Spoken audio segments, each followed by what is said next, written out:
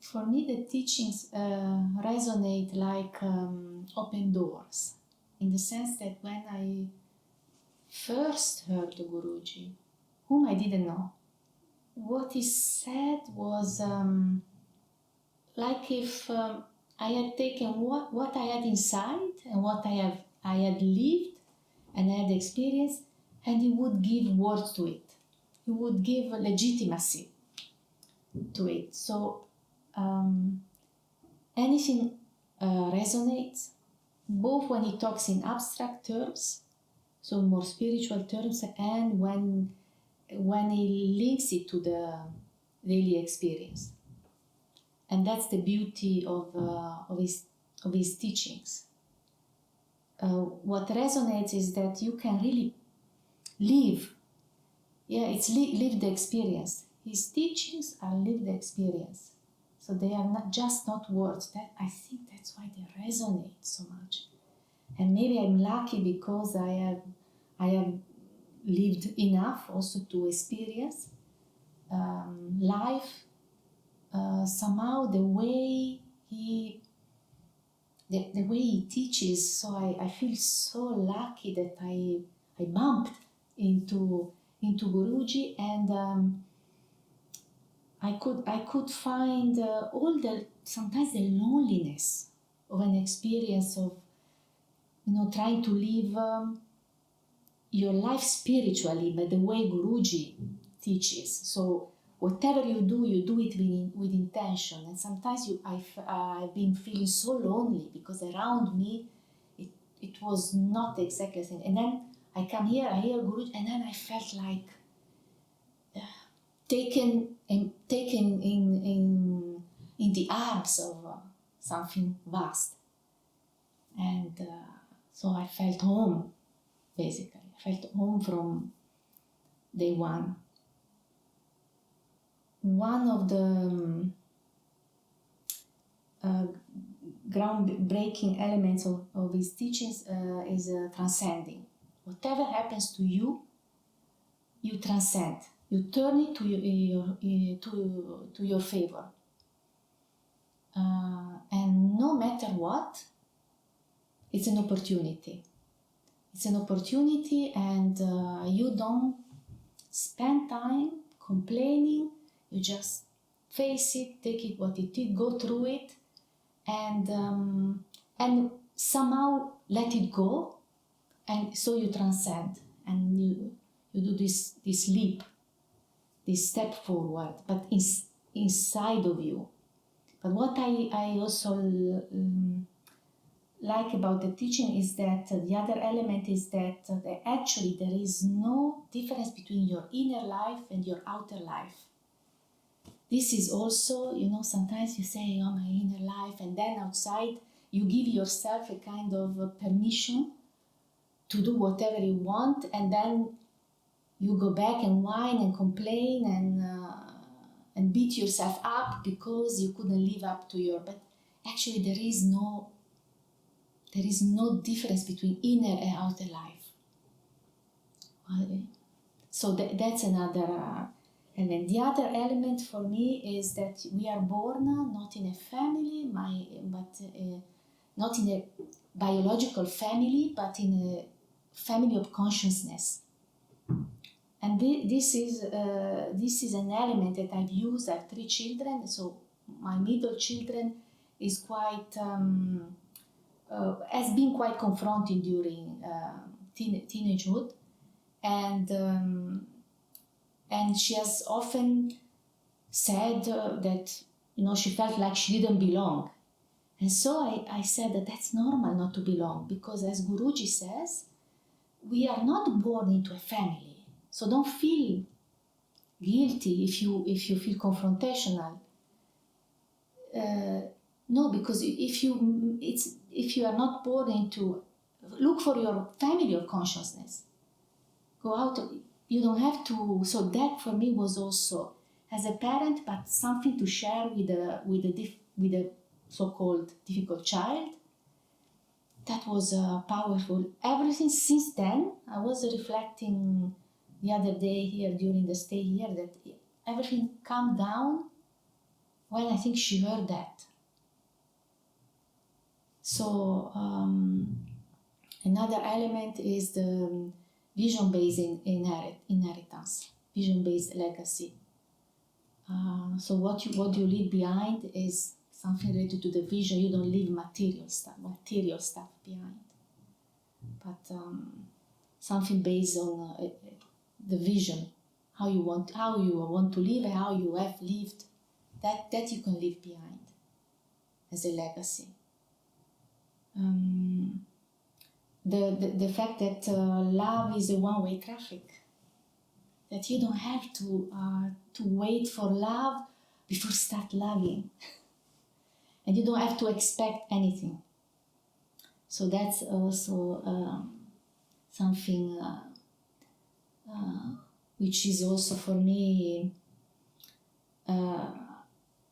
something that I have had inside since my childhood, but it's so difficult in the environment to do things just because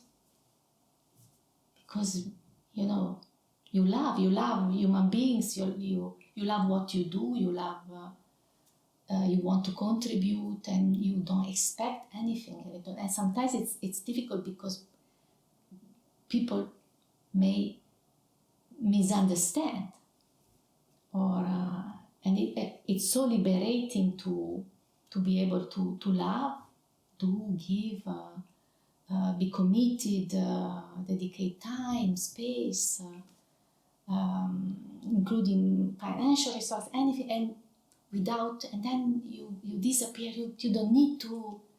You don't expect anything back. You don't even need a thank you, because you are already fulfilled.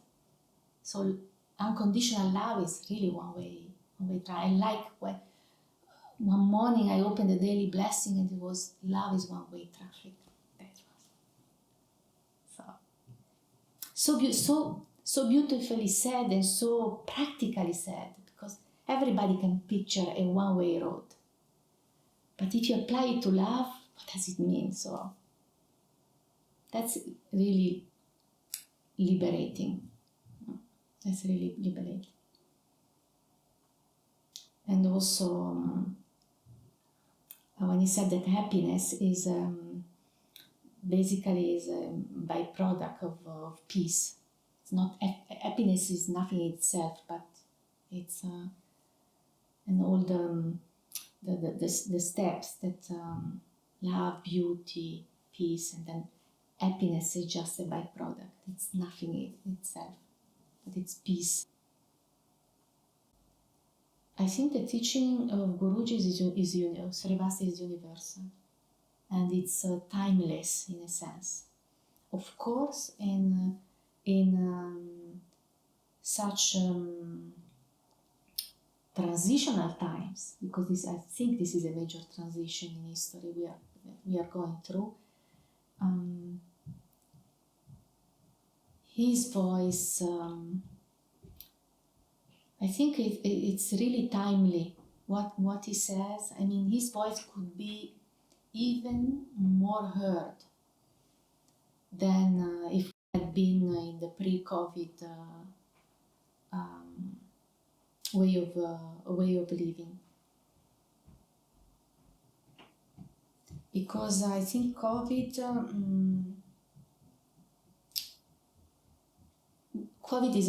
is a great opportunity to go back to something simple.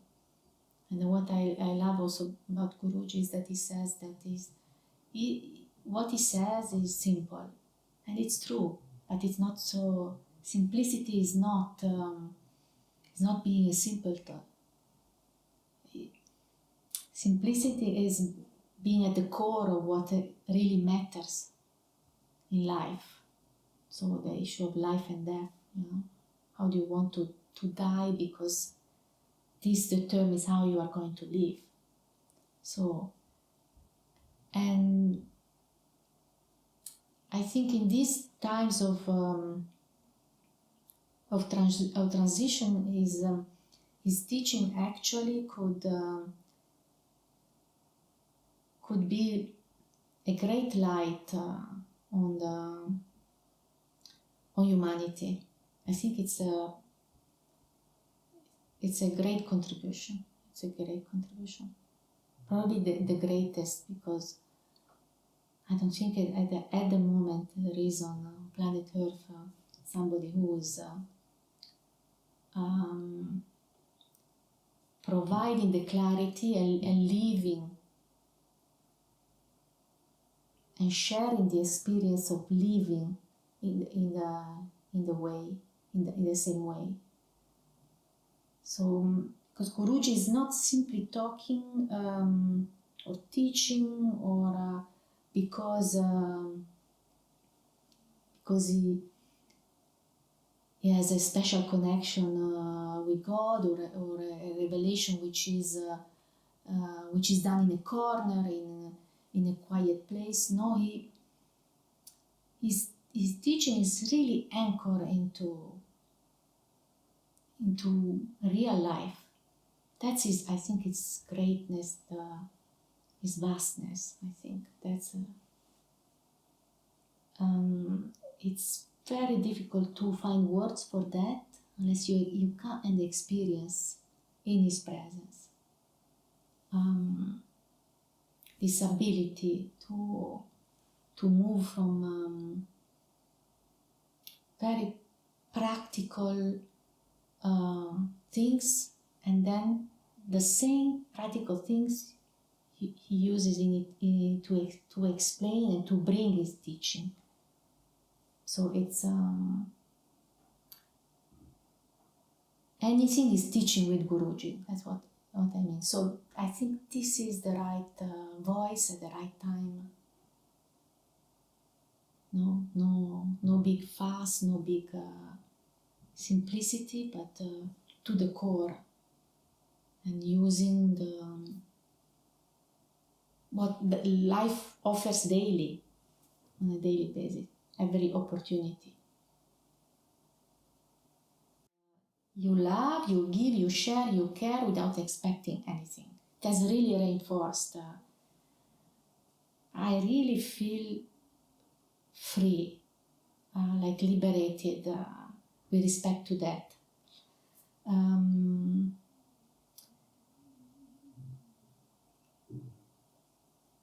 The other thing is that about the vision-based inheritance, legacy.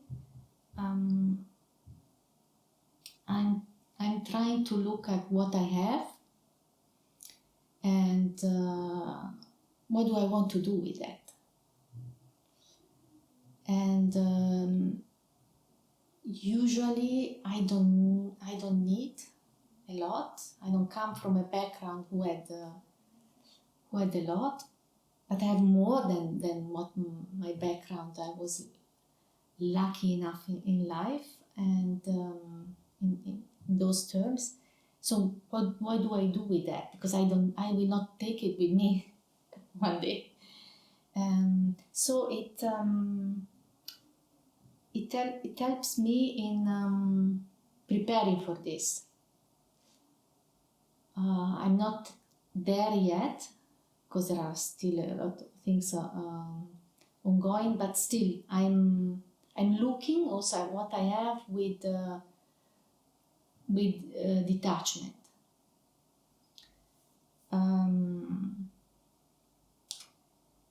The other thing is every day is an opportunity. So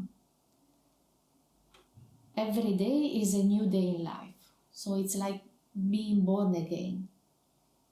So how do I want to live my day? That's for me very important. And so being close to the teaching of Guruji helps me to really set my intentions with my daily intentions with greater clarity. So that I can, every little opportunity is something I approach with intention. So how do I want to live? And as we said the other day, how do I want to die is actually how I want to live day by day. So that's for me is basically the teachings of Guruji is reinforcing my approach to life. I wake up every day and this is, I feel this presence. For me, life is lighter actually. It's not that for me, life has never been a burden for me. I love it, but now I feel lighter because it's like somebody else is sharing, is walking, or I'm walking in the vastness. I feel so blessed that in my life I had the opportunity to cross, to be on his path.